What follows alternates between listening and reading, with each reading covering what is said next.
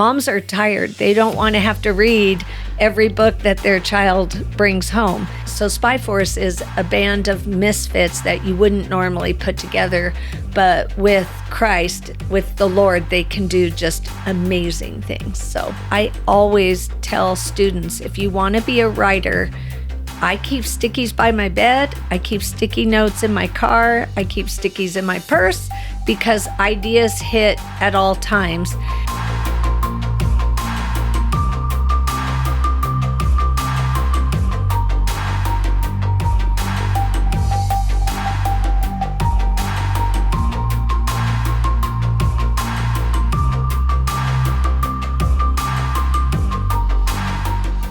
Hello, and welcome to the Brenton Peck podcast. My guest today is Wendy Ann Mattox. Wendy is a Christian children's author who has written 15 chapter books for kids ages 8 to 12. After spending over a decade as a teacher and school director in Idaho, she now writes action-packed detective, spy, and time travel stories from a biblical worldview. Thanks for coming on. Thank you for having me. I'm so excited to be here. Yeah, me too. I'm curious, going back, you talked about you were a school director and teacher. What kind of prompted the journey into that area? Well, my love of children is a huge thing. I have 4 of my own and was a stay-at-home mom. And when they went back to school, most moms will tell you the best jobs out there are for schedule are tied to schools. So I began my work career, I guess you'd say, at Nampa Christian as an aide. And then I worked my way up to teacher. And I worked there the entire time that 2 of our 4 daughters attended school there. 2 of our older daughters were at Valley View, but the job opening was at Nampa Christian. And so loved working in the classroom, loved being a part of teaching children just to fall in love with learning. And so then before I had children, I worked at Hewlett-Packard, and I was a production coordinator. And what I would do is production change coordinator. And what I would do is these engineers would have changes that they would do out in the factory. Mm-hmm. And my job was to coordinate them throughout all the different departments. So from a pretty early age, I worked there from when I was 18 years old, right out of high school. I worked there for 7 years. Writing began to be a part of my life because I would write these production change orders. Then I had children and I did freelance writing. I did things like Parenting with Passion, and I had a column in the Boise magazine, the local magazine there, and I would just do fun ideas, that you do with your kids. But then when my kids went back to school, that's when I went to work for the elementary school as a teacher's aide. And then after my kids graduated, then I went into being a director in Boise at Calvary Chapel preschool. And I was the director there and also a teacher for 1 year. And then I just went into directing. So they just couldn't get rid of me. I love being in the classroom. So, was there a favorite age range that you enjoyed working with? Yes. For working with them, I tended to love the 5 and 6-year-olds. So it was a preschool program, but everything I taught was more like a kindergarten level. Nice. Yeah. And so, but when I started writing children's books, when I sat down to write, I tended to write more for 8 to 12-year-olds. What led you to that age range? So I would have to say the idea that I had and how much, for a picture book, you don't get quite as much detail. And I felt like a lot of my stories lended themselves better to chapter books. Yeah. Yeah. Did you have a lot of influential books that you remembered that kind of pivoted you in a certain direction towards writing them? Yes. I grew up, love reading.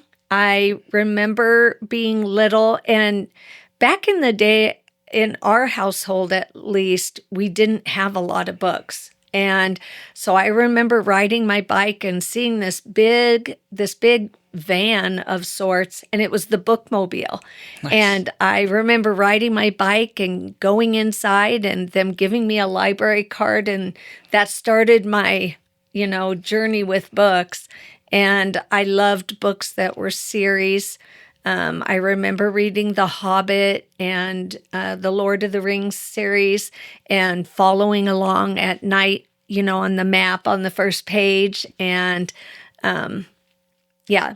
And then, of course, when I had children, I would love to read to them at night. And so I love the world of books. Yeah. Yeah. I remember, I was homeschooled growing up, and we lived a lot at the library. It was any chance we could go get more books, we were there. But I remember around that age range, I think one of the ones we read a lot was the Boxcar Children. Oh, yeah. I never got to that series with my kids.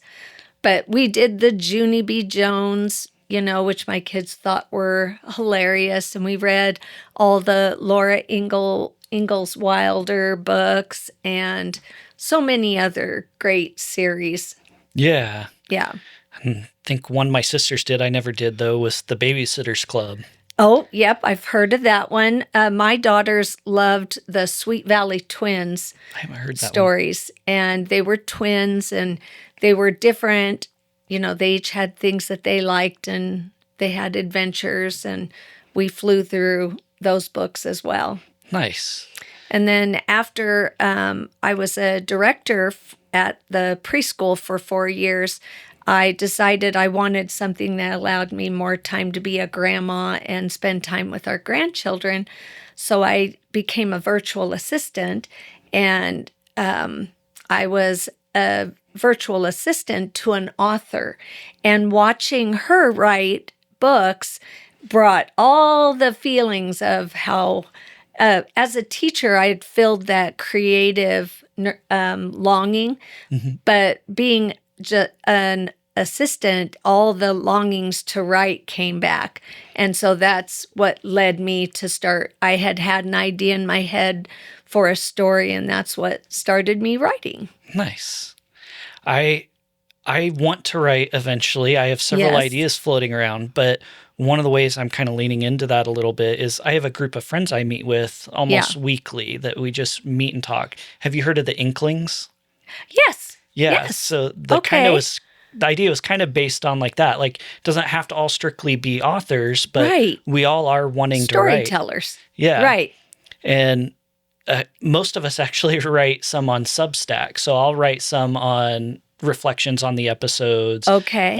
One of the guys in the group, he's an author that I think he's written over 20 books now. Oh, that's awesome. But he does serials that he'll write on Substack. Okay. I need to get into the world of Substack. I'm not there yet. So I just have Instagram and Facebook, and it's all I can do to keep up with those and then also keep writing. Yeah. Yeah. Substack would be if you want to write more. It'd be more kind of like a blog, or if you wanted to release some stories as serials. Are you familiar with serials? Yes. Yeah. Where each week they come out with another, or however often. Is that what you mean? Yeah. Okay. It's books in TV form, just released episodically. Oh, okay. Yeah.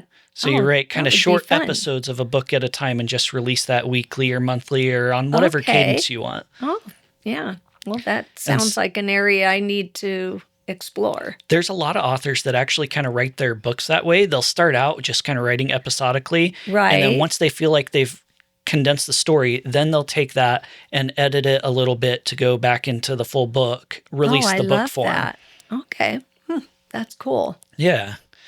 But I was curious if you met with any groups, something to that effect with other writers, or was it just the assistant, virtual assistant? So it started with the assistant, and then when I rewind all the way when I had children and I was at home trying to earn extra money and I would do freelancing, I met with a writers group. So when I started working for the author, I got back into connection with the writers group who had taken a break during COVID, and they were just starting up again. It's Idaho. It's the Christian Writers of Idaho. And I started attending those meetings again and just fanned the flame, to get excited about writing. So I started writing about 5.5 years ago. Nice. Yeah. And so just decided to do that full time. Nice. Yeah. I'm curious, what does it look like? What does it mean to be like a virtual assistant for an author? So I just would do anything she needed help with. She was a very prolific author, still is, and just puts a book out every 10 to 12 weeks. So she would run contests and I would ship the books out to people that won them. I would pick up things that she needed, like gift cards for contests, mostly mailing out books to readers before a release, the ARC copies, to have feedback and to build up buzz and excitement before the book would be released. So really just anything she needed help with so that she could focus on doing what she did best, and that was pumping out great stories. Nice. Yeah. I've never seen anything like that, so I wasn't sure if it meant like you help with editing or some like bouncing ideas back and forth. No, it was more of a physical errands.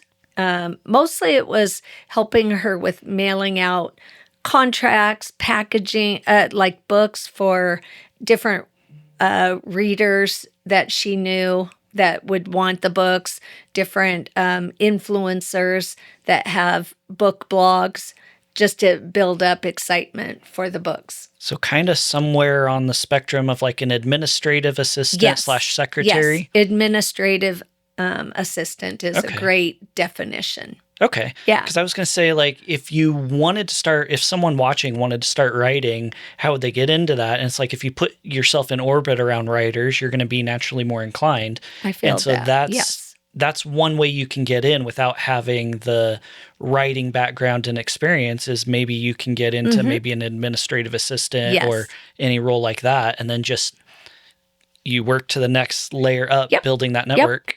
Yeah, for me, it was just one step at a time. So I decided, okay, I want to preserve this story in my head for my grandchildren.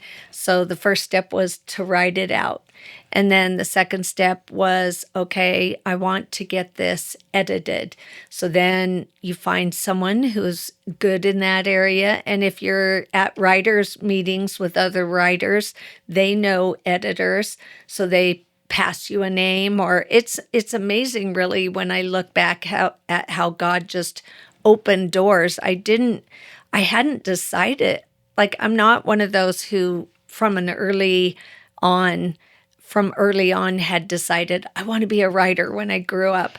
It was funny because like I mentioned at Hewlett Packard, I had learned how to write very concisely for technical production change orders. Engineers don't want any extra fluff in the change order. So I just learned to write very concisely, which is so important when you're writing a book so that you don't lose the reader in facts that don't propel the story forward. Yeah. And then being around children as a teacher and as an aide, really made me comfortable in the classroom. And a big part of being a children's author is to do author visits. And so I'm very comfortable, in front of a group of children. And so when I look at each step, and then being a director, it was more of the business side of things. So I learned the business side of how to run, because as an author, it's a business. Yep. And so anyway, it's just kind of neat to see how God, from back when I was 18, just started me on a path that would make this possible. Yeah. Yeah. My writer friend told me something about writing that I didn't understand. It used to be you'd find a publisher and they would do all the advertising. Yes. They'd do all the outreach. And my understanding is now that's not how it works. Like No. you have to take care of all your own marketing Yes. and outreach. Basically, Yes. they just print it for you. Yes. And so like having the business side is a huge advantage. Having the built up the network of having worked with the different schools and a bunch of different places, like the easiest way to sell a book is to already have an established audience. Right. Yes. So that has made it easier for me because when I worked at Nampa Christian for 12 years, teachers and administrators would come and go to other schools locally. So I knew, and then I also worked at the Calvary Christian School. And so between those, I knew a lot of other teachers and administrators at Coal Valley, which is another Christian elementary in the area. So right off, I had 3, schools that I could plug into, get experience, get references, so that if I went to Zion Lutheran, I can say, hey, I've been doing author visits at Coal Valley. I can kind of give recommendation or list references. So it's not as much of a cold call. Nice. Yeah. What is an author visit? Like what comes to mind to me that was the only thing I was familiar with is being homeschooled when the Scholastic book fairs would come around. Occasionally there was a couple people there. Okay. So now an author visit, I go into the classroom and I tell children, I read an excerpt from one of my books.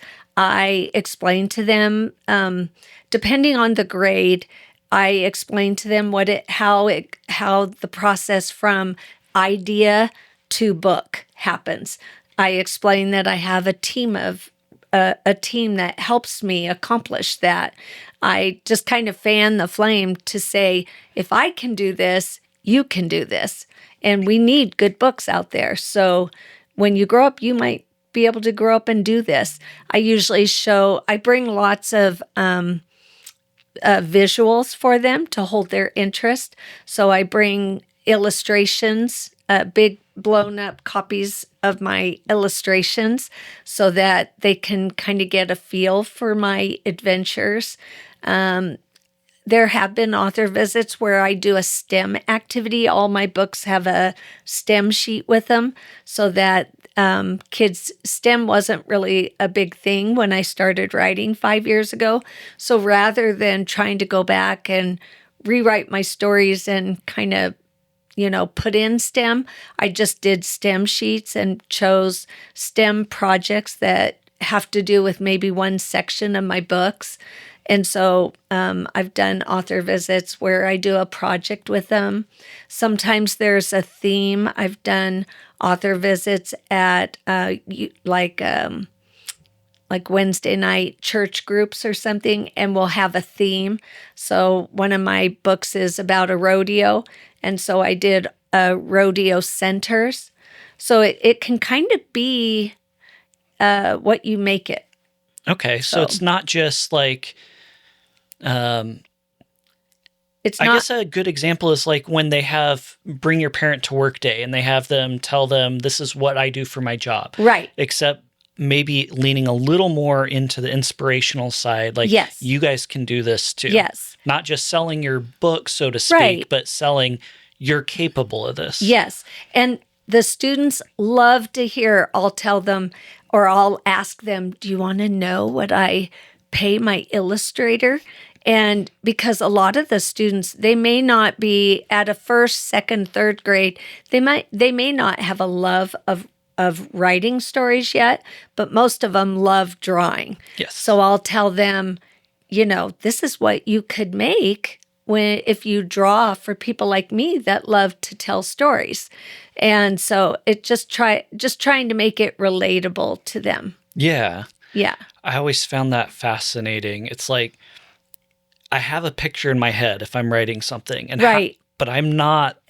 No. I'm OCD. So like I could not be the artist that's actually drawing it because I will spend too much time obsessing over every detail that's not quite right. But it's like, how do I translate it from my head through someone else onto paper? Yeah. And for me, it takes a lot of prayer. I've had 3 different illustrators over the course of my 15 books.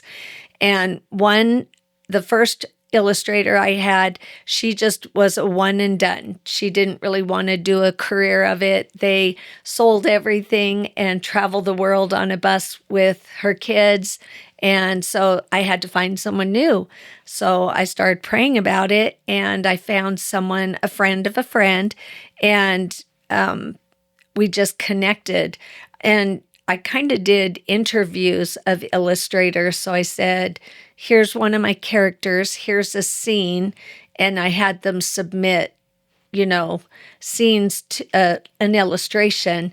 And then the one that came, usually it was very obvious which one really captured the vision. And then she did, I think, 10 of my books. And then she decided to be a mama and just they had a baby, and she just wanted to focus on being a stay-at-home mom. And so then I prayed about it. I was like, okay, Lord, he loves when I help him do his job. So I was like, I'd really like someone local. I don't want someone really far away. Yeah. So you'd never guess the next illustrator that I really connected with when I was auditioning or interviewing them. She lives in India. Of course. And God just showed me, don't put me in a box, I know what I'm doing. These aren't your books. These are my books. And this is my ministry, and you are a vessel. And it was a really good reminder, because when I lost my second illustrator, Cynthia, I just thought, I can't do this anymore. And I had just put too much into where it didn't go. This is not my ministry. So you have to really hold on to it open-handed. Yes. So anyway. That maybe weird pivot point here, but my daughter and our family do martial arts a lot. And we just started Kung Fu. Oh, nice. And one of the martial artists, recent episode, he came on, the Master Cosmo Zimic. Okay. He calls his dojo empty hand combat because you have to come to God with empty hands. If you come with all the stuff already here, you're trying to dictate what God's going to do. Like, come with empty hands. Yep. So I found that interesting. Use that same symbology. Yes. Like, come open hands. It's such a good reminder, because I just need to get out of the way and let God do what he's going to do. And I can always tell when I've picked it back up, because I feel that's human nature. I can tell when I've picked it back up because I get weary and I get tired, because I'm not meant to be a burden bearer. God, the Lord is our burden bearer. So that's how I know I've picked it back up. And so, yeah. That's, in walking through the podcast, I didn't intend to have a certain thing. Like, we've touched on several topics. Right. And they just keep coming up. It's like, well, seems like there's a path being put before me. I just have to walk down it. So follow the path. Stop trying to direct it and just follow it. Yeah. Yep. Yeah. Abide is my word this year. And it's just remaining in him. Like, I'm a branch and he's the vine and the life source. And so instead of me forcing things, if I stay rooted, or if I abide in the vine, then I can bear fruit. Yeah. And it's not my fruit, it's his fruit. So there's a concept I've recently been toying with that you might catch on better than others, coming from that ability to write and think creatively, is, I like playing with the concept of chaos and order. Right. And one of the things that's symbolically used a lot for chaos is water. Okay. So what comes to my mind when Jesus called was it Peter to walk on the water to him? Yes. The way I hear that is walk on top of the chaos. Like, you have all this going underneath you. But the second you pay attention to the chaos... Oh, my goodness. So to me, that is a I mean, we always interpreted that, right? Yes, focus your eyes on me, trust in me. Right. But to me, it's more than just the trust in me. It's the, okay, literally, you can walk on top of chaos if your focus is on me. Right. Let me lay the path in front of you. Let me follow it. But so I kind of view that as a calling. Walk on top of the chaos. Right. Don't walk through it. Like Right. literally, like life is chaotic. Life's full of chaos. But we're called to bring order to that chaos. If we just trust in him, we can walk on it. I love that. And that's why verses that talk about a peace that surpasses all understanding, that's how you get a peace that surpasses understanding, is because your peace is not based on the chaos. You're above that because your eyes are on him. And so I love that analogy. Yeah, I don't think I had ever heard it in terms of chaos. Everybody hears it and reads it, literal water, and we think very vividly, yes, we can walk on water. But I feel like there's something a whole lot more symbolic there than just the water. Very well could be. Yeah, I like that. I've been debating trying to expand on that and write a little bit of my thoughts out on that. So yeah, well, you should.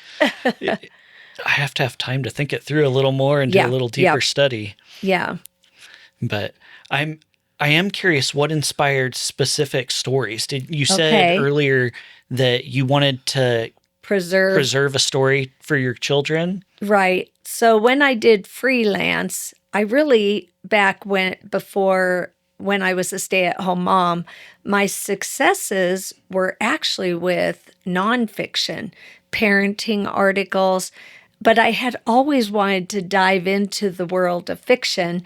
And I had a short story, and it was about a little boy that shrank to be an inch tall, and he runs around and solves mysteries with his animal friends. And so that is what inspired my first series, the Magic Magnifying Glass series. And it's the story that made me an author, and I have the most books in that series. I have 9 in that series, and it's just so much fun. I think it's that kid in me that enjoys being small. Think Honey, I Shrunk the Kids. Yep. And running around and solving mysteries, and so that's what inspired that series. And then doing author visits. At the end of every author visit, as a way to get the kids involved, I always ask them for ideas for future books, which they love. And so when they would give me ideas, over half the class would ask for time travel stories. Nice. So they'd say, have Finn time travel. And I'm like, that's a lot in one series. So I actually wrote the Cherry Berry Time Chaser series for those kids. And the story premise is just that Max and Maddie, they're twins, and they live above a bakery in Boise. And so they find out that their grandfather is an inventor. They find his remote that allows them to time travel, and they go on a scavenger hunt that he presets up for them. And so that's been a really fun series, and I'm actually currently writing book 4 for that series. So nice. That's where that one came from. So all my books have 3 things in common. They're all from a biblical worldview. They all have local things in them. So Finn in Magic Magnifying Glass series, he lives in Donley, which is by McCall. Yep. And then Max and Maddie live in Boise. And so then my third series is the Spy Force series, and it's my most recent series. And they have an undercover spy school in Middleton, but they're spies on the move. So they get sent wherever the Fox Bureau of Investigators send them. So they've been to Colorado, Montana, and a cruise in Alaska. And that one came about because I just wanted an all animal world. I wanted to just have all different animals working together. So Spy Force is a band of misfits that you wouldn't normally put together, but with Christ, with the Lord, they can do just amazing things. So Nice. yeah. What's coming to mind is several book series from my childhood. Like, Yeah. Are you familiar with the Redwall series? No, but I've heard of it. I haven't read it, but I've heard of it. Redwall was really good. Slightly older age range. I would say it's some of them are They're thicker, maybe four of these books. But they were animals, mostly mice. It was like an abbey of mice, and but they had otters and all sorts of stuff. But then, like with the Spy Force, kind of came to mind was like Lemony Snicket. Oh yes, a series of unfortunate. My daughters events. read those. Yes. And the reason I bring this up is I'm curious. With the time traveling, what came to mind was actually a TV show that's a little more adult, like Rick and Morty. Right. And so I'm curious, when kids are asking some of this, do you get a sense that they're asking for things based on what seems to be trending in the world? Like, is time travel because Rick and Morty move around? Very much so. Very much so. And so a lot of times I'll have to have discussions with them about plagiarizing. And I'll say, whenever you get an idea for a book, without meaning to, you're going to immediately think to books you've read. And so you have to really, before I do any book title, before I do any book premise, I Google to make sure it's not already been done and that maybe 3 years ago I watched it and just kind of forgot. But yes, they very much ask about things, books that are trending. When the Harry Potter series was really popular, I'd get a lot of those kind of wishes. I was trying, but yes, very much what is trending. Okay, so you get a good sense of what's going on in the world as you're going around. Yep, and what they want to read, what is popular and that what they want more of. And that's the fun thing about writing series is the students just are so excited and they want to know, when is the next book? When is the next book? Are there any common themes that like stayed consistent across all time that weren't fluctuating with whatever the current trends are?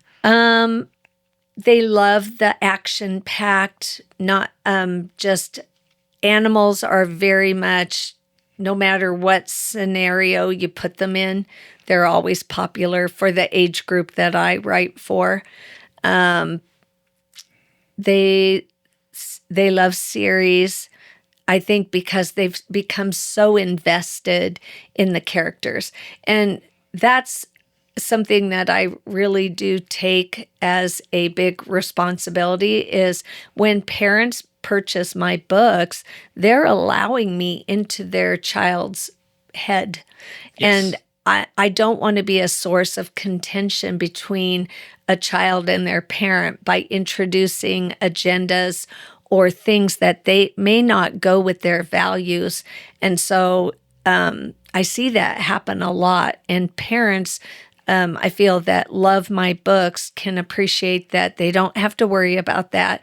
Moms are tired. They don't want to have to read every book that their child brings home. Yep. And I've had conversations with different Christian librarians who say kids get started on one series and then in series number 4 or even in series or in episode number 20, they start putting stuff in them. And then the parent, will say, if the child is not at an age where you can be teaching more discernment, but where they're still very, they're so impressionable. Yep. And so then the parent becomes the bad guy because it's like, well, no, I don't want you reading that. Yep. So, but they're already invested. But they're very invested in the characters. So anyway, that's just, I feel really important. Yeah.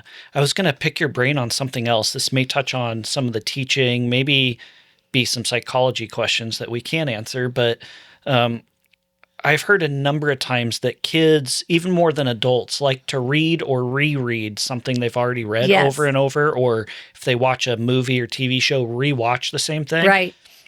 So I would imagine there's an element to that in series that allows them to reread, but new content. So by reading a new book, you're still following the same character. Yes. So I would imagine psychologically that there's some sort of investment based on that predisposition to reread things. I think you're correct. And I think that's why series are so popular because and I've been like this as a reader myself when I'm so sad when a book ends and I just think, wow, I just loved that world. I'm not ready to leave it. And so then a series provides a way for you to stay in that world a little longer. Yeah.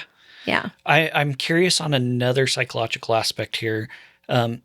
Everything we experience in the world is through a lens, right? Like we all develop our own worldview, our own lens. Yeah.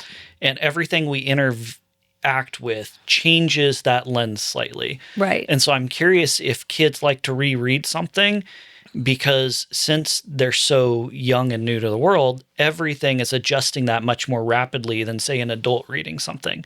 So I'm wondering if they reread something because the experience has fundamentally changed more than it would for you or I rereading something. Possibly. I think that could be true too. Because, young readers are exploring everything, a lot of things for the first time. Yeah. So picking up so much new each time they reread it. I agree. Yeah. And you look at some of the children's shows that are out there and you think about children. Well, I even think about books back when I was younger, Beverly Cleary, right? Cleary. She wrote Mouse on the Motorcycle. She wrote a lot of good books, but when you look back at the way they were written, they can be a lot slower. And I feel like attention spans these days, because of video gaming and the attention spans are shorter. So I write shorter chapters and I write a lot of action in them because the audience is different. Even Bernstein Bears, if you think back to those picture books, they were very wordy and students or children could sit down and listen to a lot more words. I find that interesting too, how as time has gone by, our audience has changed. I think that applies to adults as well. Oh, yes. You see a lot of people can't sit down and read like they used to, even when I was a kid. Yep. I was an advanced reader, so I read a lot of, I don't want to say adult books. That makes it sound bad, but adult level reading books. Yes. And it seems like I read far larger books and far more than other people, where other people are like, I'm 20 pages in and I've lost interest. Right. Because they didn't develop that world building, wait for the plot to build. Like, I like all the rich detail, but it seems like other people, it's like, I just need the TikTok pure action or I'm scrolling. Well, and you think about how many people, while they watch TV now, also scroll. So it's almost like that multifaceted, very short attention span. My husband and I sat down to watch a show that we remember. I was probably in my teens, I think. Emergency. And it was, now with streaming, you can go back and watch some of those. And we thought it was hysterical. We were watching, the credits took up probably 3 minutes. We kept thinking, when is this going to dive in? And then we were 20 minutes in and nothing had happened yet to the show. Yeah. And I thought, wow, this really does show how much it's changed. And one of the ways that my books kind of bridge a gap is that in a lot of books, the graphic novels are really popular. And they're amazing because they get kids into books. But the problem is that we're seeing that a lot of kids get stuck in the graphic novels because they get where they're relying on the pictures. Yep. And so I pay a little more to have more illustrations in my books. I do bold print. Finn gives detective tips. I do lists. I do a lot of things to break up that wall of words because we're in such a different time. you know. I think back to the chapter books I read, and I don't think any of them even had pictures. They were just chat. That's how you knew you were into chapter books. And I was like you. I loved Black Beauty. I loved all the rich detail. But I feel like now readers want more action. Yep. Yeah. I remember like action back as a kid when I first started getting to it was like the Hardy Boys. Yeah. Yeah. Like right. Nancy Drew. Yep. Yeah. There's a very occasional picture, but really just at the start of maybe one or the two occasional in a chapter. book. Yeah. Yeah. Yep. But otherwise it was just wall of text. In some ways reading has gotten hard for me versus other people. Some people can read and they can handle all the different distractions. And I'm so immersive when I read. To me, it's more vivid than watching a movie. Like it is almost like I'm living in the world that the book is in, playing in as if I'm on like a Star Trek holodeck or something. Yep. And so for me, like, I find it hard to read unless I can actually focus and only do that. I can't have music going. I can't have a TV on. I just have to have it be quiet. Yeah, otherwise it's just a wall of text. I'm not actually immersed in it. Right. But for me, it's like I think people have lost that ability to truly immerse themselves. A lot in it. have, yeah. And that's really sad because it's so much fun. It is. It's an escape. Yeah. For me, it was an escape growing up. I just loved that I could totally be immersed in these different worlds and different places. And I'm a little curious how an author would think of like their books being turned into a TV show or a movie. Because like in some ways, I'll use Lord of the Rings. I was really excited when they came out, and it's widely regarded as the most accurate movies to a book. Yeah. But at the same time, there's things that are left out that it's like people wouldn't read nowadays, but I liked, like Tom Bombadil was not in those. Like, how do you leave out Tom Bombadil? I know, right? Yeah. And yeah, I would agree.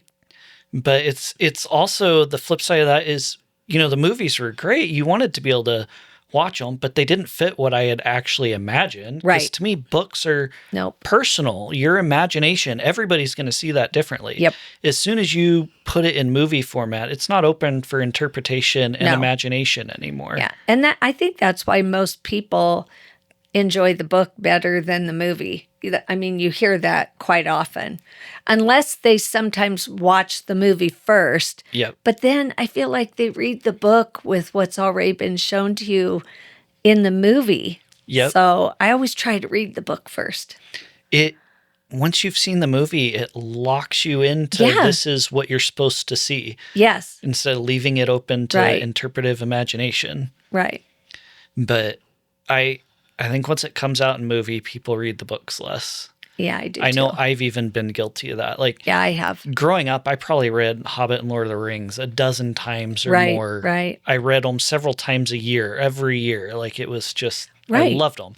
And then as soon as I watched the movie, I think I've read them through once or twice since. Yeah, yeah. And I watched them when they first came out. So, I mean, it's been, 25 years now? Yep. I think that's pretty common. But, well, I'm curious, where would you recommend someone starting if kids were going to first get into your books? Any specific series or? Well, so a lot of it will depend on age. If someone is on the younger age spectrum of who I write for, like I write for 8 to 12 generically because readers are all over the map.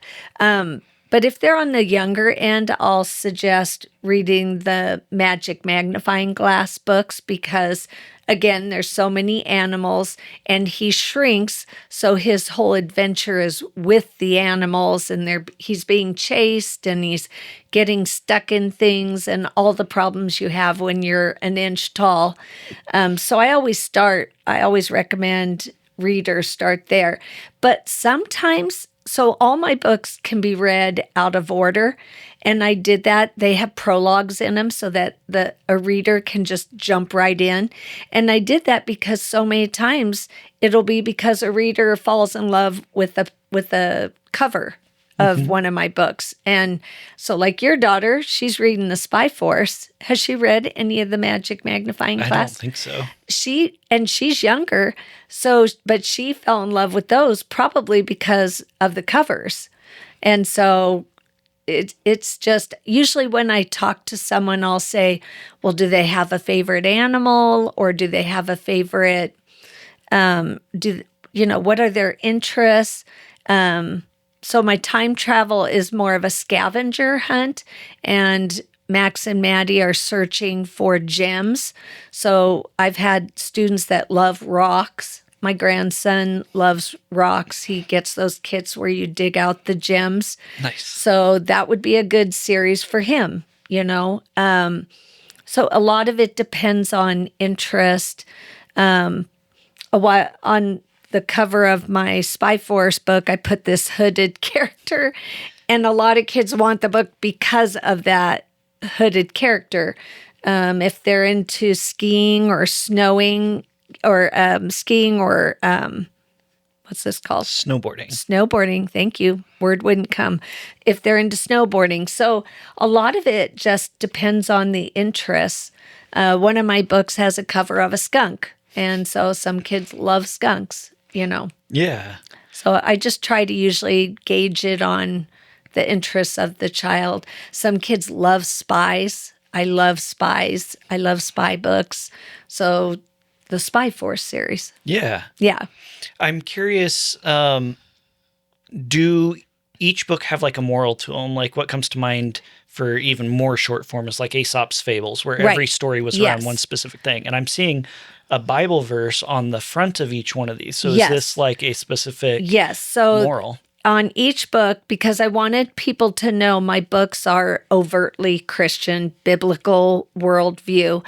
And so I put the verse, and that's the overarching theme that the main character learns. Nice. So yeah, every one of my books has that. And so you said these can be read kind of independent. So it's a series, but they're not like necessarily chronological. Yes. So for example, in the Magic Magnifying Glass series, I have a book where Finn goes on vacation, and it has this wonderful purple octopus on the front.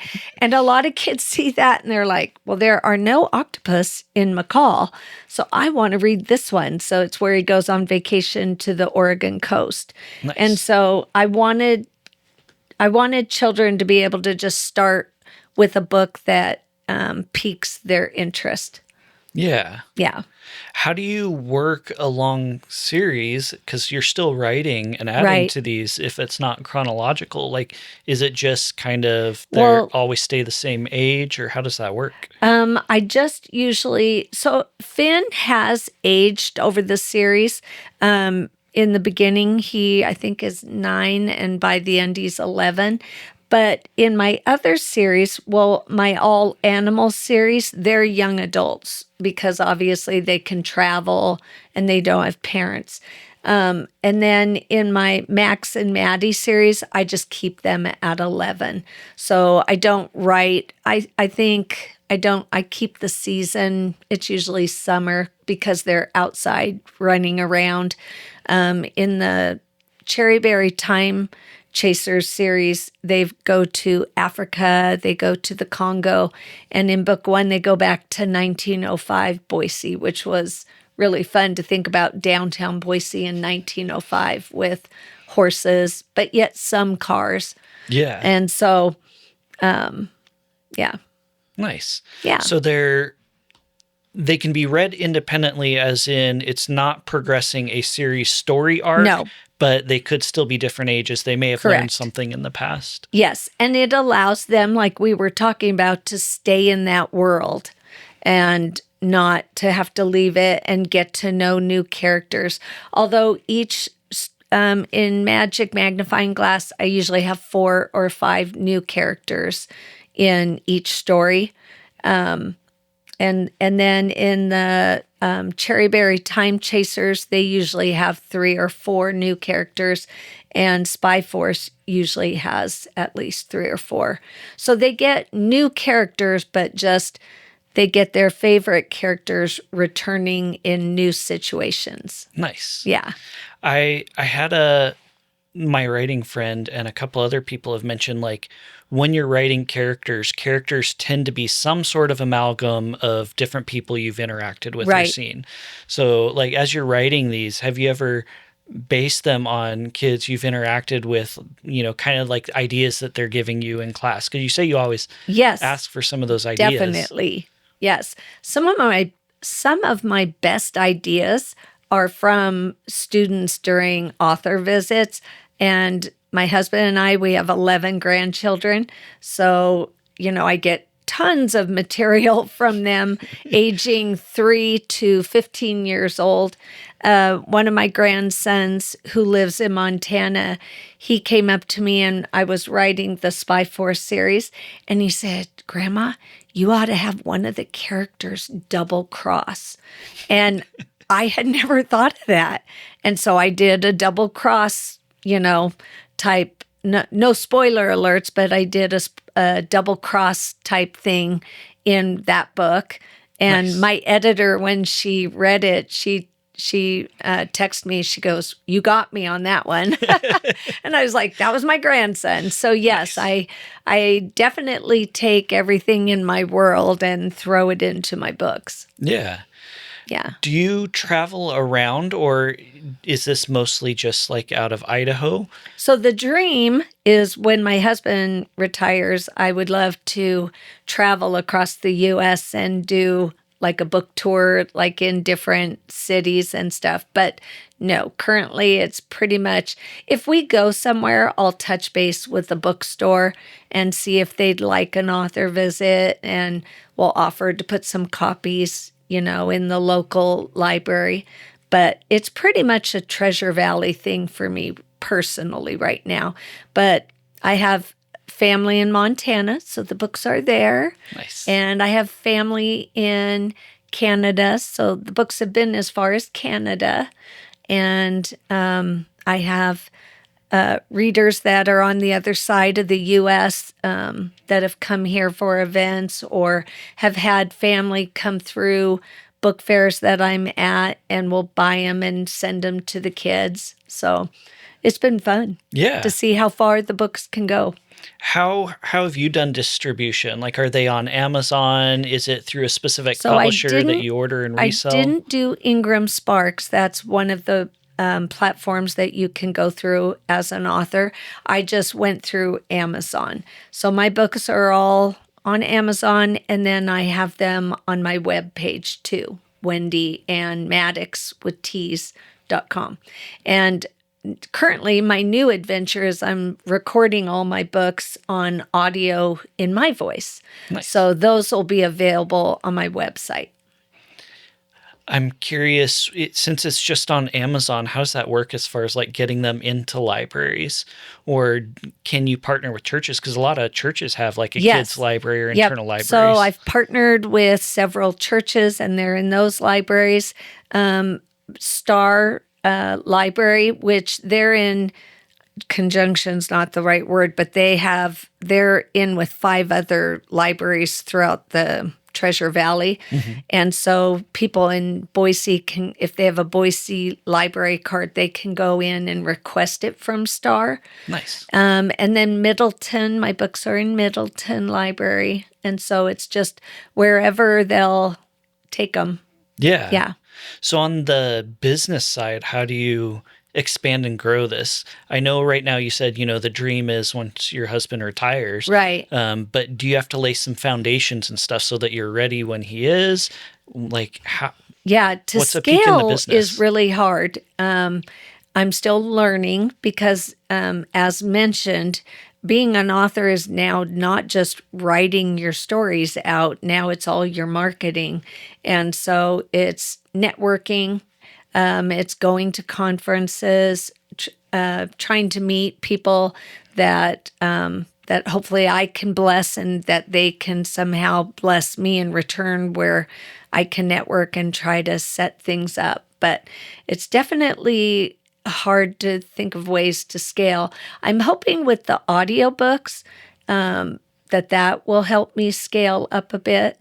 Also, with the use of Zoom, you can do author visits on Zoom now. Nice. I have several author friends that do author visits for Girl Scout groups or Boy Scout groups, and do it through Zoom. So that's been on my radar to kind of go in that direction. Nice. Yeah.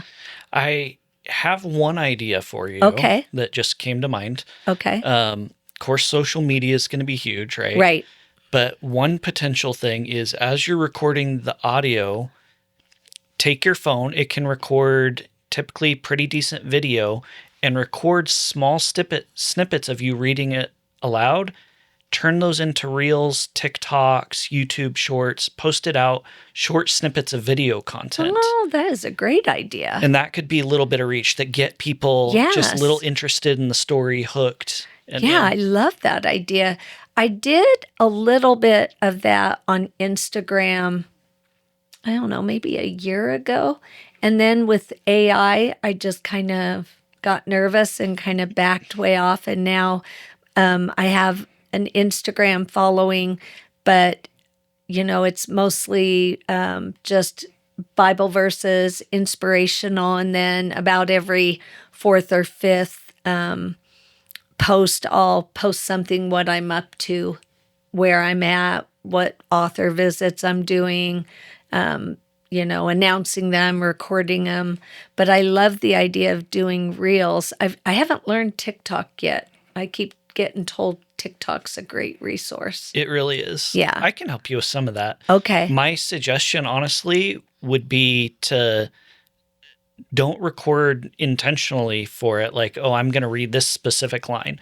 What I would suggest is set up your phone, make sure you have enough memory room on it. Right. And just set it up to record and record the whole time you're just reading the audio. Okay. You'll catch all sorts of different things that like, ooh, I got really animated. That was cool in there. Yeah, that's a good and then section. make it a short. And then you just clip that That's a section great out. idea.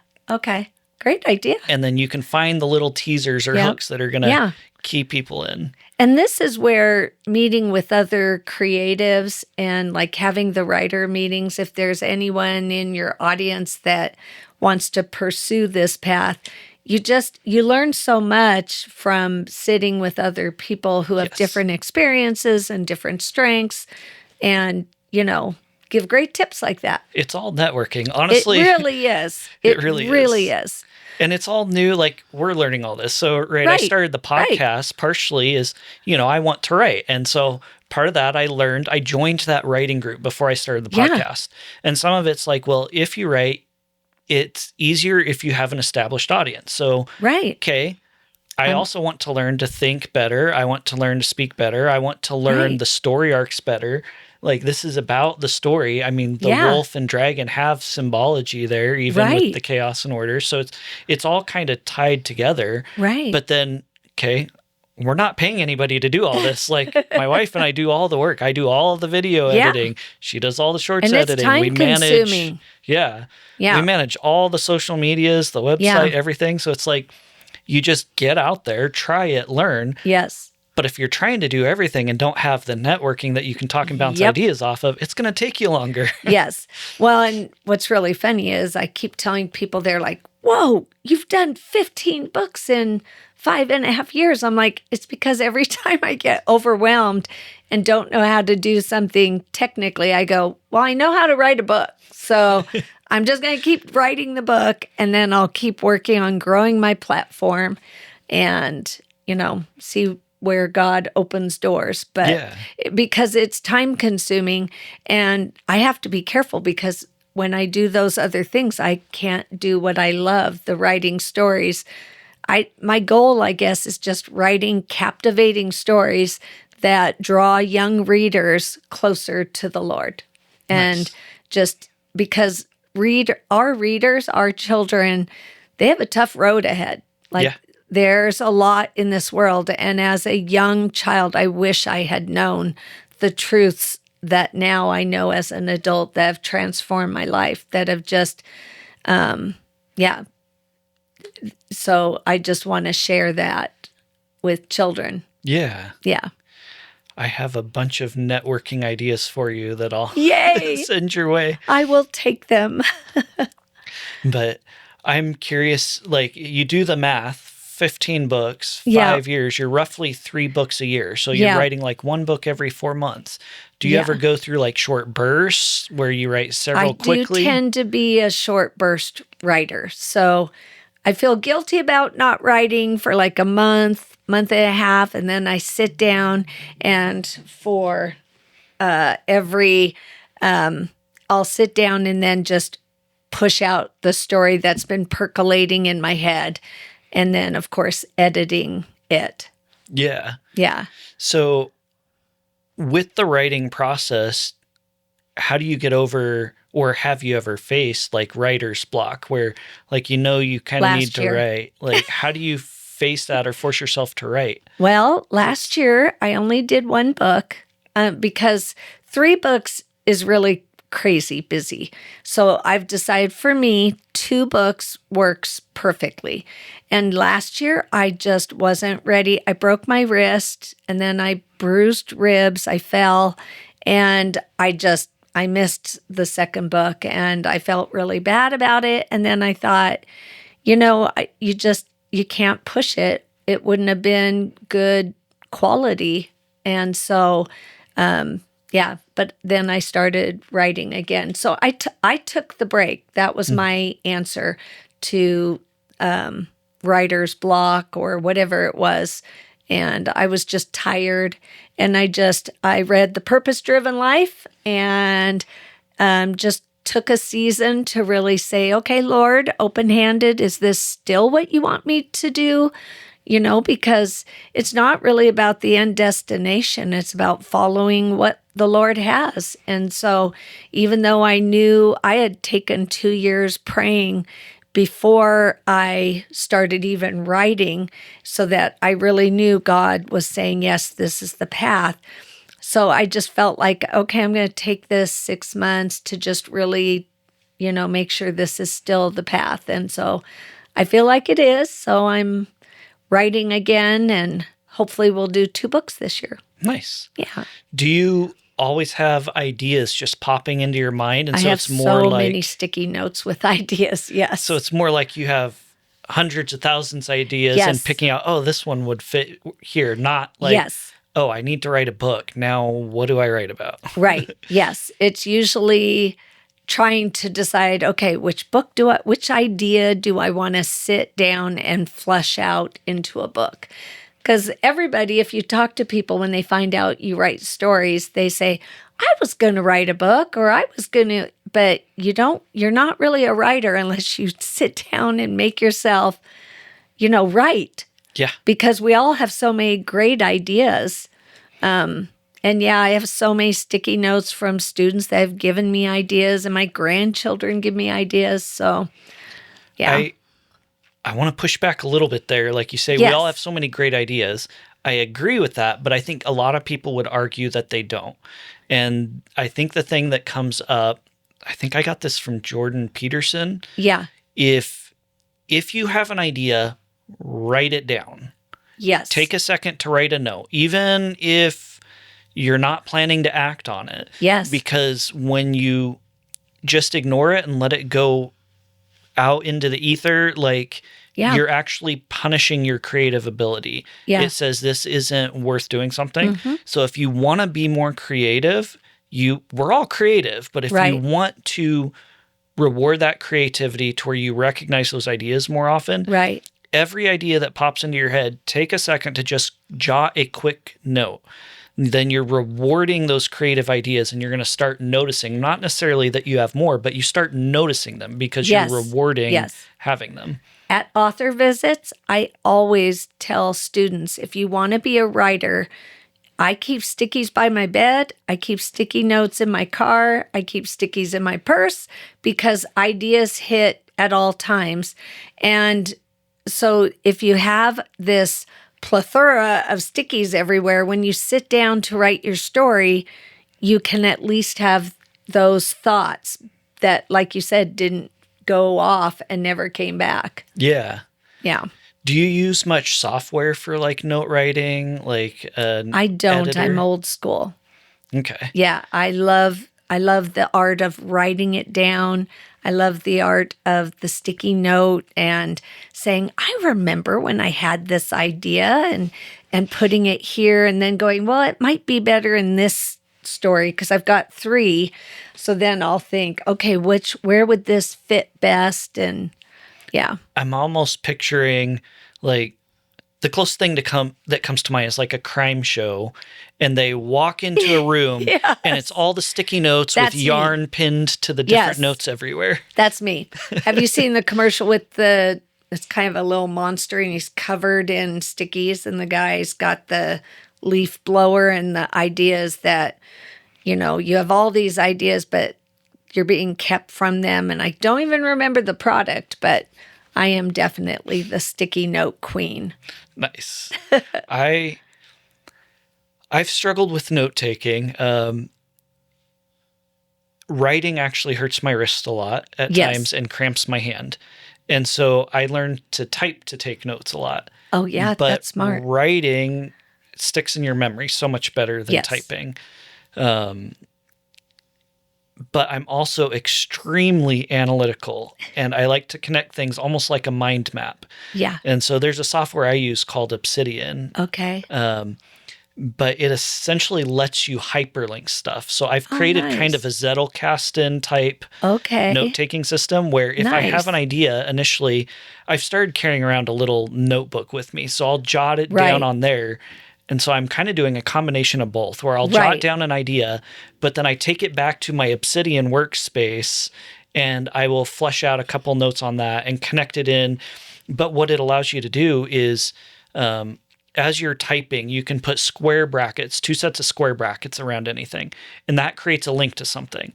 Okay. So you can link to something that doesn't exist yet. So if I'm writing kids' books, and let's say I say octopus, I can put brackets around the octopus, and you can view a graph of what everything's connected. So it'll show, bright gray for notes that already exist, dark gray for ones that don't. Okay. So if I'm putting in those brackets, then I can see topics. Oh, this has come up a lot, but I haven't created a note around it. Nice. So it allows you to connect a lot of ideas and thoughts together. Great.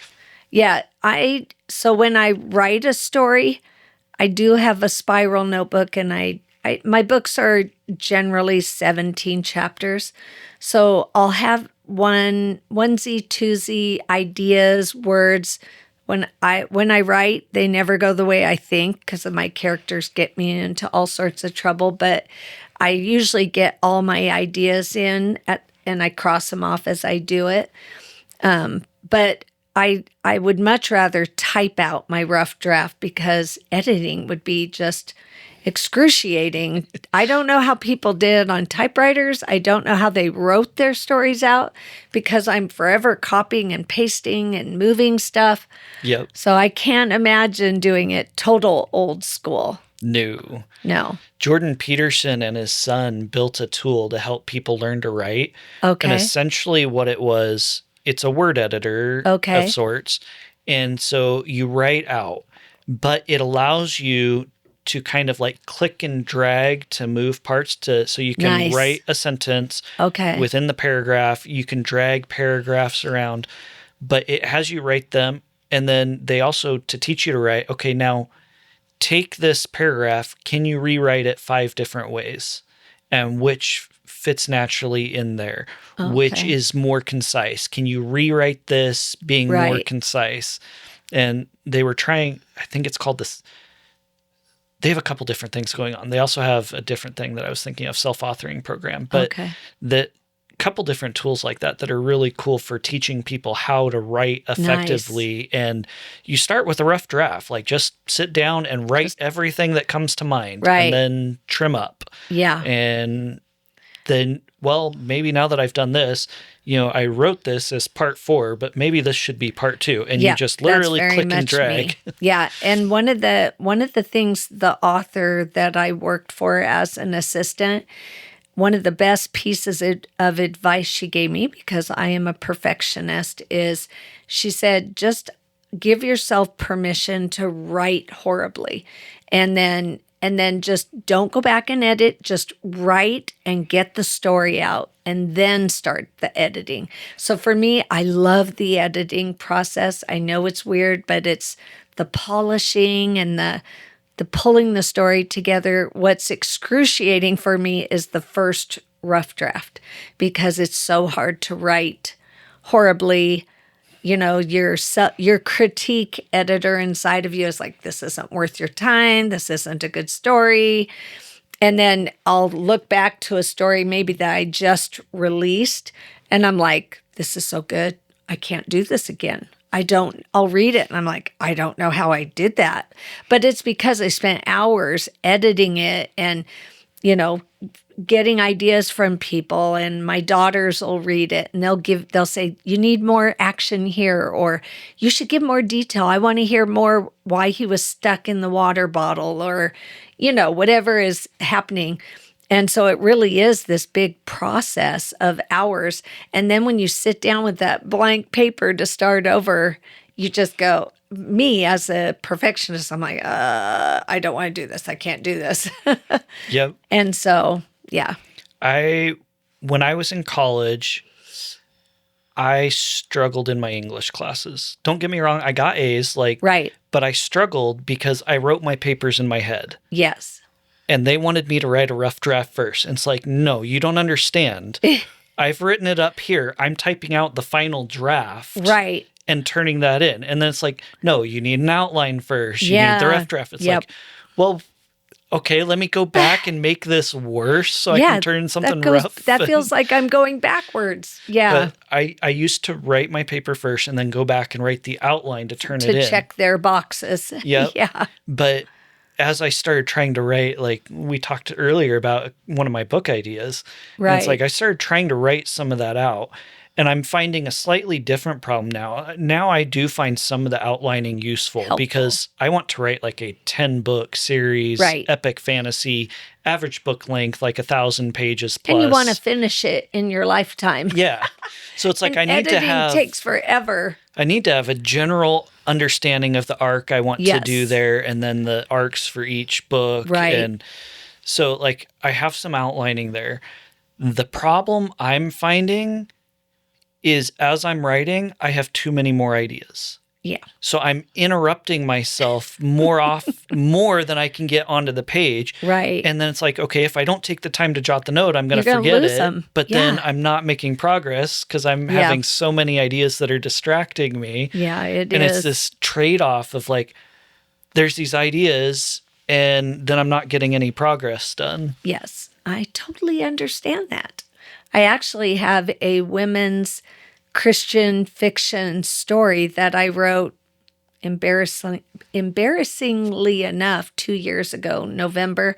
Have you ever heard where you sit down for the month of November and you write a certain number of words every day, and it forces you to get the story out, and by the end of the month you have a book? So I did that.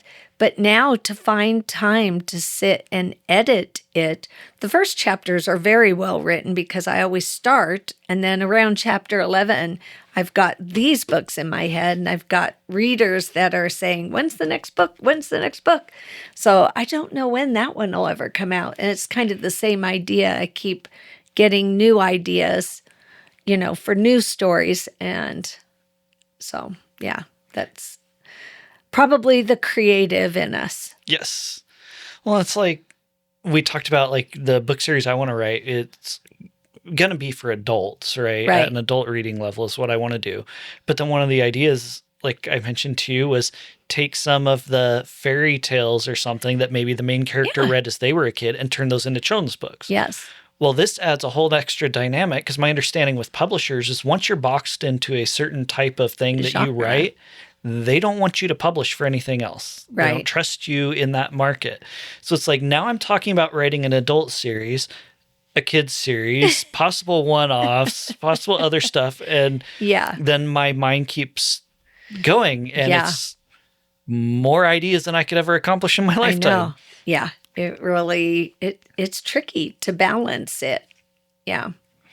But you said you do meet with like a writing group. Is some of that around bouncing some of those ideas off or holding accountable to like a word count writing? Like, what No, does that look I like? love that idea. That would be more of a critique group, I think, and I haven't done that yet. But I've heard there's great value in that.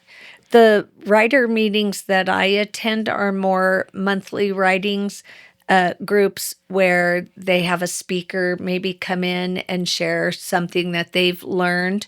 I spoke at one of the meetings last fall, just sharing what it means to be a children's author and just shared kind of what I've learned along the journey so far. So it's kind of more like that. I feel like the one-on-one, though, with critique groups where at the writers' conference I went to last spring, the main speaker there, she spoke of that she has a group of, she said 3 or 4 other authors, and they'll do brainstorming sessions and they'll decide their storylines for the year. And I thought that was really great. They'll flesh out each writer, I think she said, had 30 minutes to tell kind of their ideas. And then they spent 45 minutes adding, their contributions. And I thought that sounded really good. It's just hard to find time to do everything. Yes. Yeah. What's coming to mind of what you're describing is almost more of like a seminar, not as much like a interactive group, almost where you're going and just watching a presentation. Well, on the writers groups, they're a little less formal than that. So when I spoke, I think I spoke for 30, 45 minutes. The remainder time was connecting with other writers. I have a handful that I'm like, what are you working on? But we don't really sit down and hammer out. There's no accountability. It's just getting to know other writers and getting excited, talk shop, so that kind of thing. Nice. And I have thought of doing an offshoot. I'd love to invite writers and start a writers group with a group where we could get a little more detailed with our own work. Yeah. Yeah. Kind of what my group does. Right now there's 3 of us, maybe 4 of us, and like we meet once a week, but we also have like a Discord, right, and a group text. And so like as we have an idea or thought, we'll flush it out and ask for a little input, or I love this that is what idea. I'm thinking. Can you give me some feedback, or Yeah. things like that? So it's also some accountability. Mm-hmm. Like I'm planning to do, and it's not specific to just writing. Like eventually I want to write, but part of what they do for me is hold me accountable on some of the podcast stuff. Right. Eventually I will write, but right now this is kind of my learning phase. Right. And so we read some of each other's transcripts, or one of them's creating like a board game. Right. So like we've play tested the board game, or we just bounce ideas back and forth. That's a great group. I could see the value in that. Yeah. Yeah. I think for the writers, I would love one that I went to. We would bring 2 pages of our current story, and then we'd pass them out, and we'd all spend, 15 minutes reading and giving some input, and then we'd do the next one. And that was really good too. Nice. Yeah.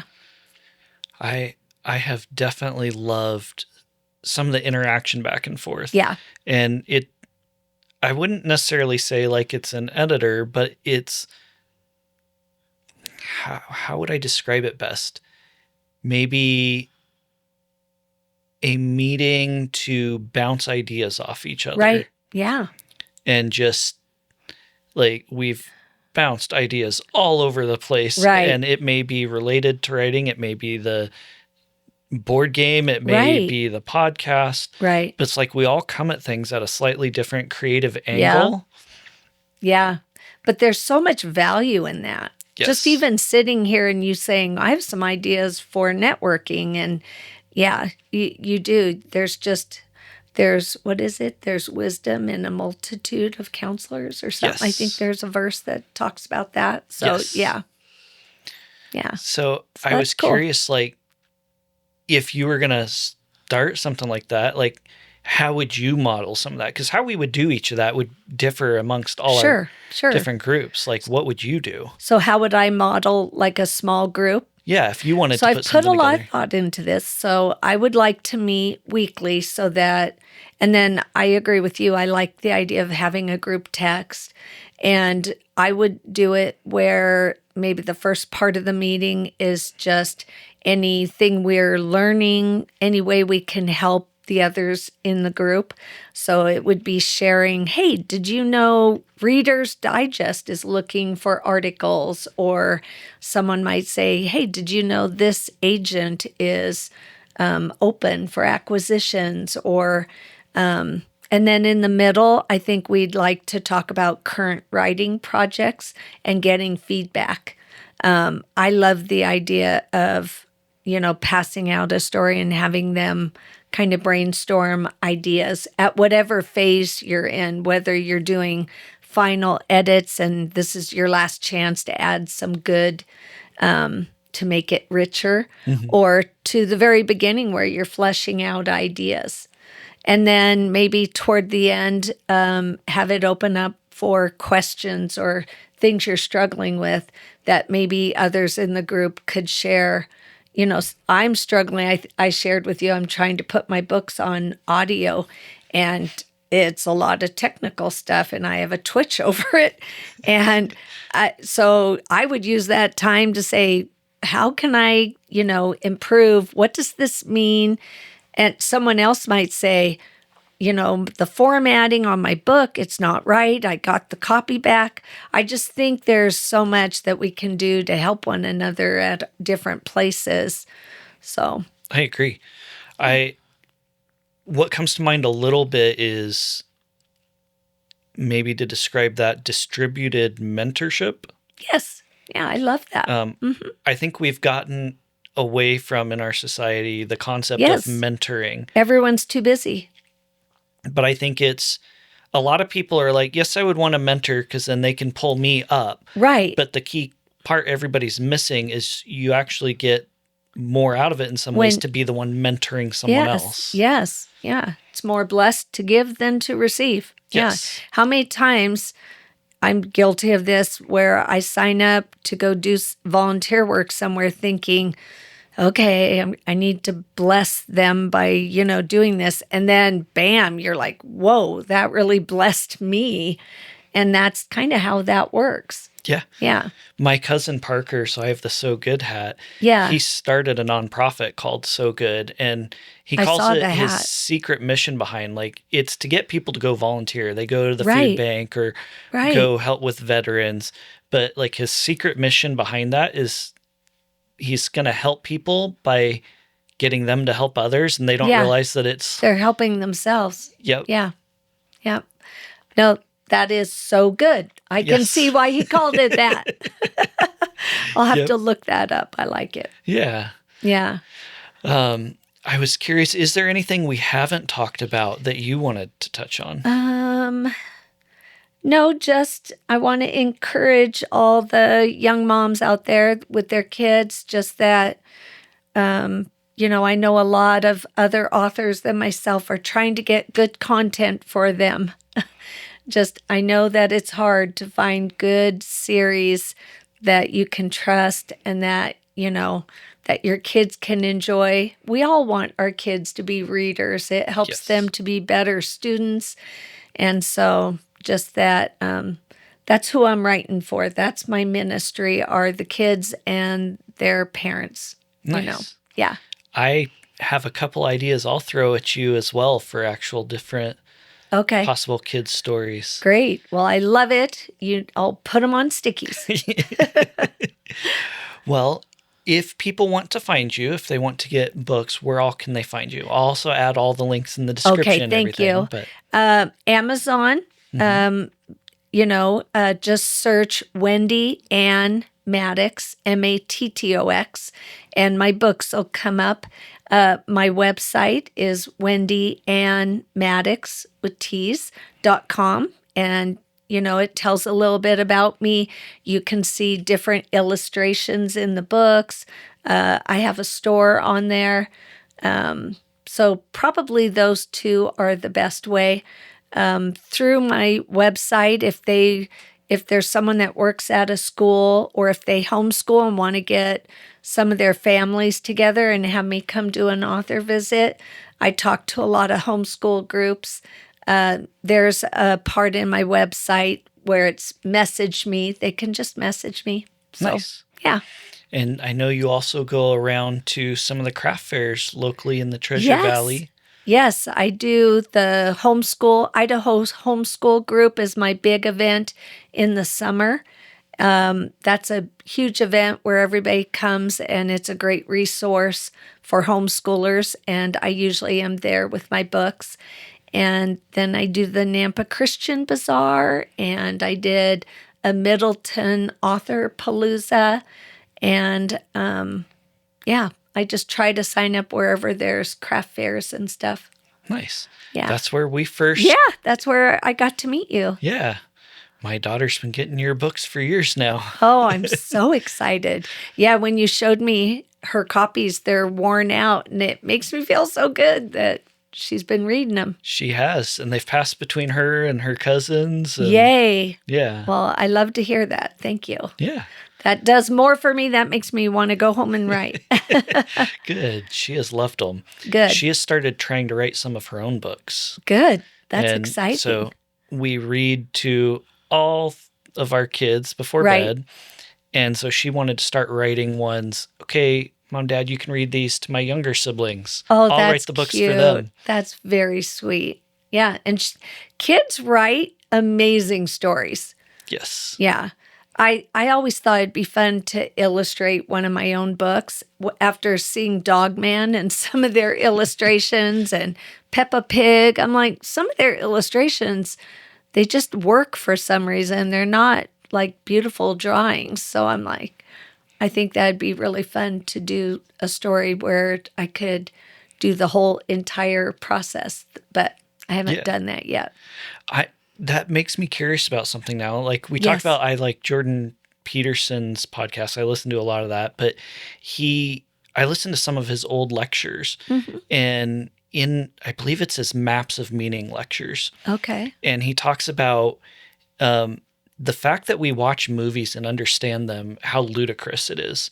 Because if you look at the story of like Pinocchio, Right. okay, you have this animated wooden puppet that's on strings, but somehow we understand what it is, but then is eaten by a whale. Like, Right. and these are just completely abstract, completely weird concepts that should weird us out, but Right. they make sense somehow. We And understand we them. relate to them. If it's a good story, we all struggle with lying. Mm-hmm. And, so if it's a relatable thing, I just feel like so much. Well, look at how in the Bible, so many of the lessons are through stories, and stories translate well across different languages. Yep. And so I just feel like there's so much to learn.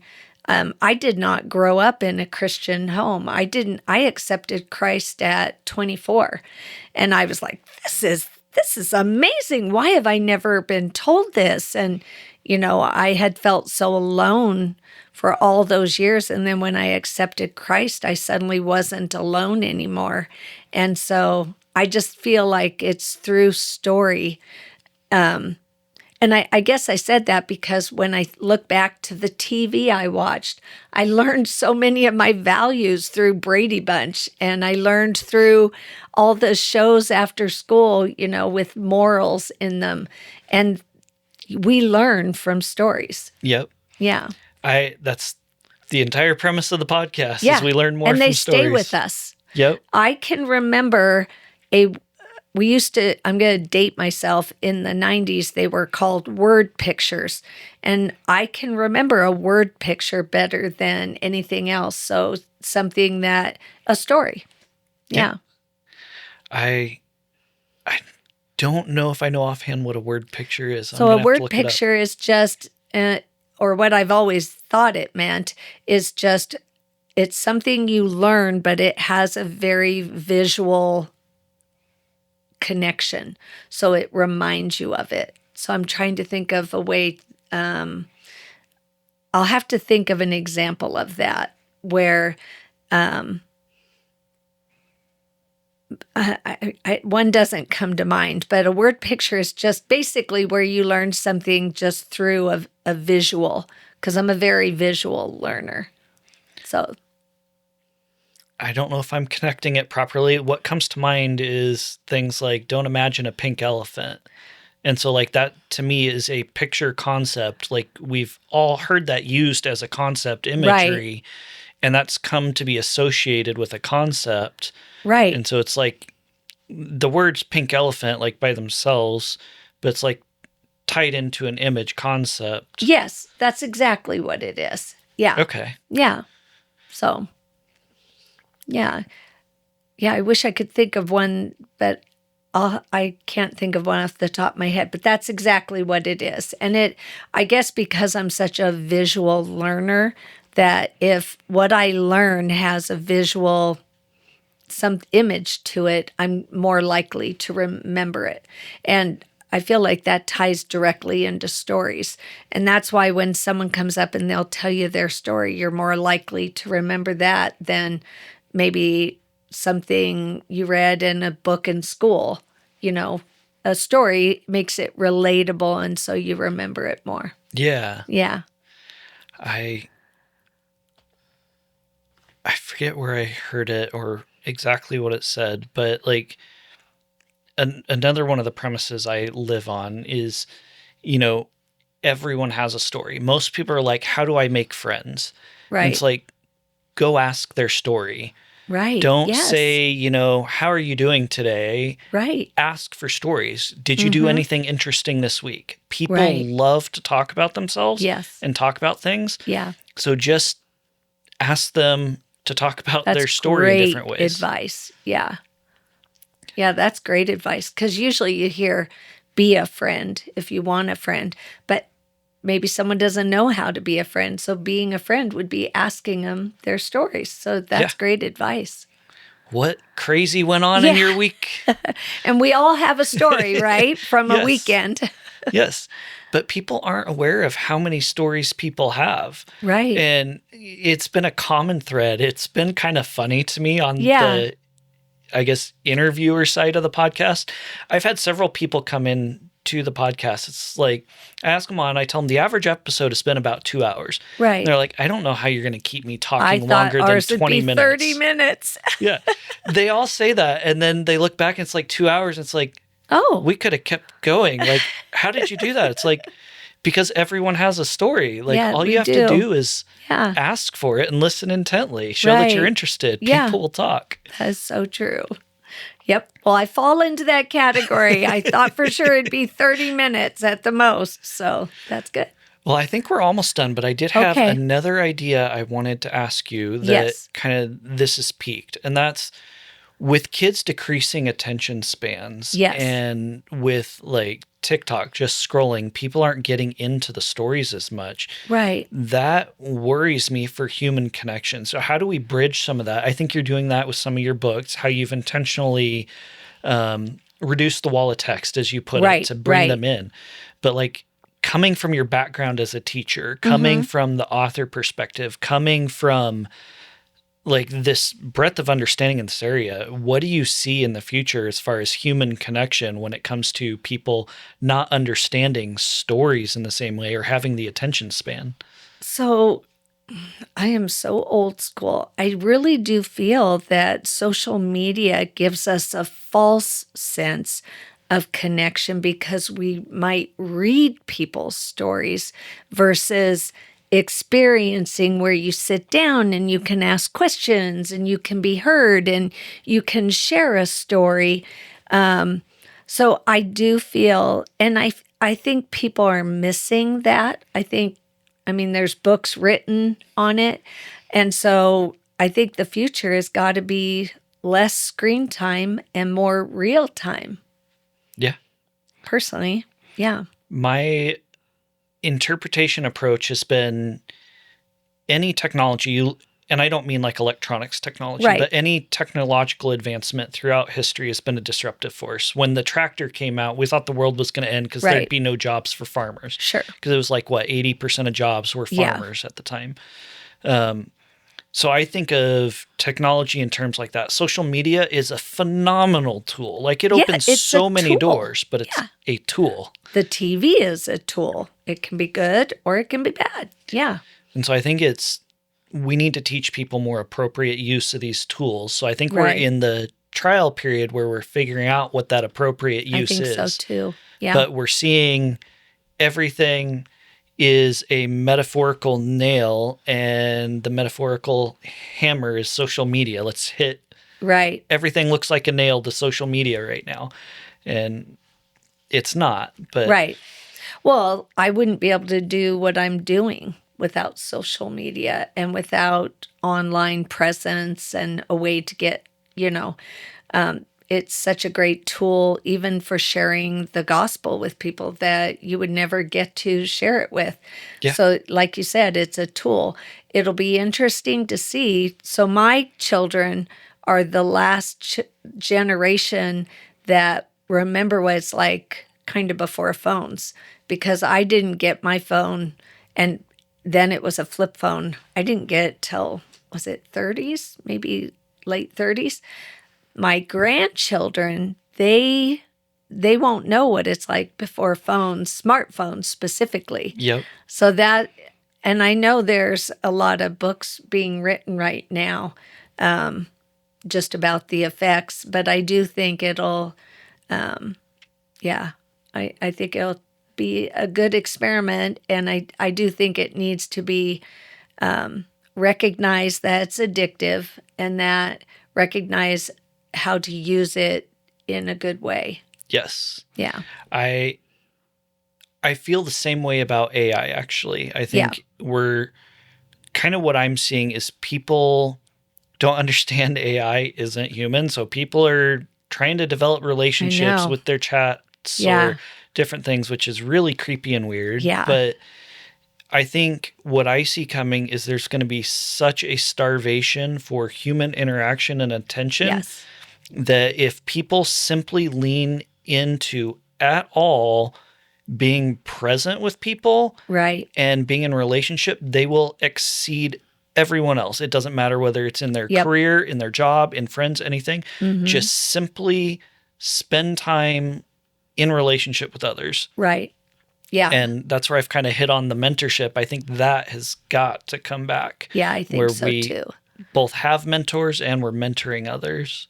If you look over time, that pendulum usually does swing.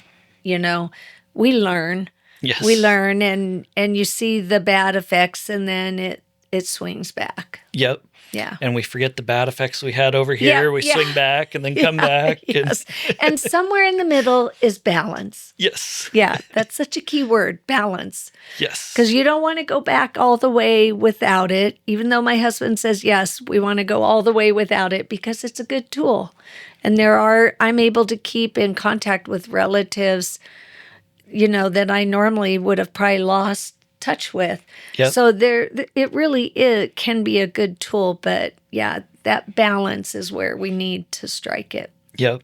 And a good example of that, like I grew up an Air Force kid, right? Yeah. So we moved around, and it's like my mom's one of, I think, 8 kids, big family. Yeah. And there's no way I could have kept in touch or known hardly any of my family. I have friends around, not just the country. I have friends around the world at this point. Yeah. And it's like, And I could maybe write them. some letters, but it's a phenomenal tool, but I don't want to live on social media. No. It's been great to stay in contact, but I prefer to just hop on the phone and have an actual phone call. Yes. And I do think that's part of the balance. So, yeah. Yeah.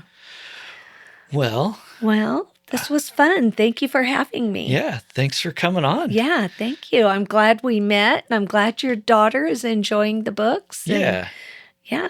She was so excited. She's like, I get the autographs, but I want to go to the next craft fair so I can see her again. Oh, so sweet. Yay. Yeah. Well, tell her I'm working on my next story. So, Will do. okay. And she's going to have to catch up on your other ones. She will.